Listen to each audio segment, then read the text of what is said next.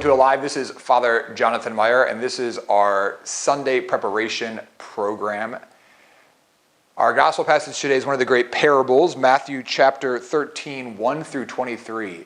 This is the great parable about the sowing of the seed, and many of us have heard it again and again and again. The seed falls in the ground, and some falls on the path, some falls on rocky soil, some falls among thorns, and some falls, of course, among rich soil. We had a priest convocation a few weeks ago, and the presenter spoke about sowing seeds. And he gave a quote that has been, we aren't really completely sure where the source came from, but the quote is this: "A society grows great when old men plant trees in whose shade they know they will never sit." A society grows great when old men plant trees in whose shade they know they will never sit. The version that the priest gave on the convocation was something more like, "We sow the seeds of the trees in whose shade we will never sit. We sow the seeds of the trees in whose shade we will never sit." It's powerful when we talk about the fact that God is inviting every single one of us to be sowing seed. I think we can look at this parable and we can focus on the path, the rocky ground, the thorns, or the rich soil, which we should. But also, someone's actually sowing seed. Like, someone's actually preaching the gospel. Someone's actually planting seeds, and some of them take root and some of them don't.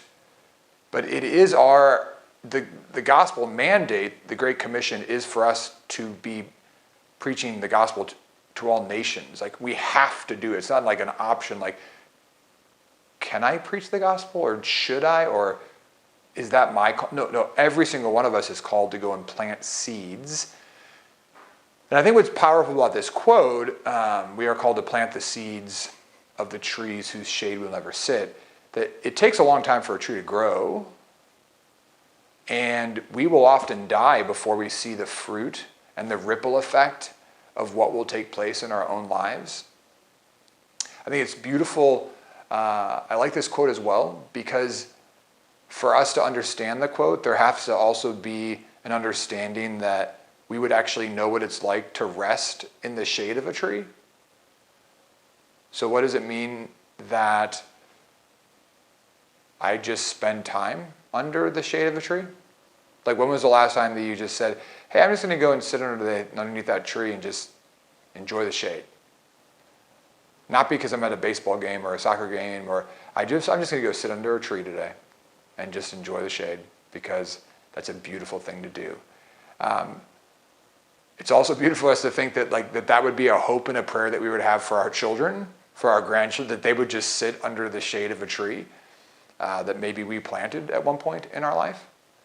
So hopefully the seeds that we plant in our children or grandchildren, or the children of our parish as a catechist, or in a Catholic school, or maybe not even in a child, but in an adult that we meet for just a little period or season in our life, like, that faith is going to grow, and God willing, that faith will bring refreshment and hope and peace in their life. Because the reality is that every single one of us is going to endure the cross. Every single one of us is going to have rough patches and days in our lives, and we all need some shade. We need some shade from the scorching sun. We need some shade from the difficulties of life, and how blessed it is for us to know that there's someone out there sowing seed. And hopefully that's you. Hopefully that's me. We don't look for instant gratification, right? Our world right now is focused on instant gratification. I need an answer now. I need a video now.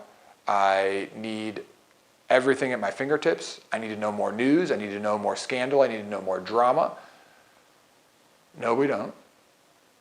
We just need to plant seeds. We need to sit in some shade. So let's focus on that. There are a plethora of discussion questions down below, as there always are, for our live program.